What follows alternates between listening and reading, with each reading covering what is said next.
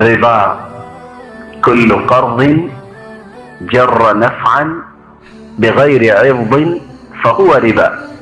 امام بخاری رحمت اللہ علیہ اور دیگر علماء جو تعریف پیش کرتے ہیں، کل قرض جر نفعا بغیر عوض فهو ربا، ایسی رقم جو قرض کے طور پہ دی جائے، جر نفعا، نفع اس سے مل رہا ہے، بغیر عوض، بغیر کسی عوض کے، فهو ربا.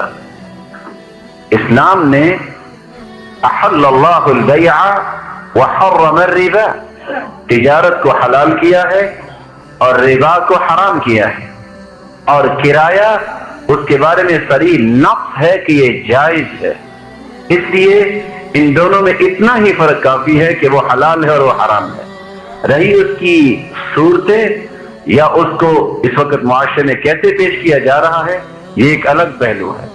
دونوں میں فرق اتنا ہی کافی ہے، ایک حلال ہے اور ایک حرام ہے.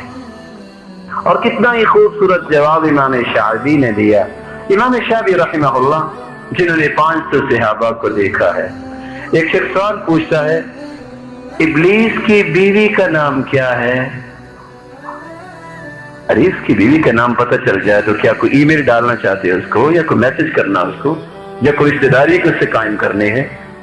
امام شافعی رحمۃ اللہ علیہ فرمانے لگے، بھائی ذاک عرس ما شہدت، اصل میں نکاح میں پہنچ نہیں سکا. اور درست جواب ہے،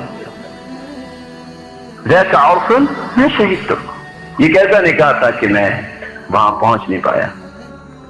پہیلیوں اس لیے فرمایا، نہا رسول اللہ صلی اللہ علیہ وسلم ان اغلقات، اس طرح کے سوالات سے اللہ کے رسول صلی اللہ علیہ وسلم نے منع فرمایا ہے.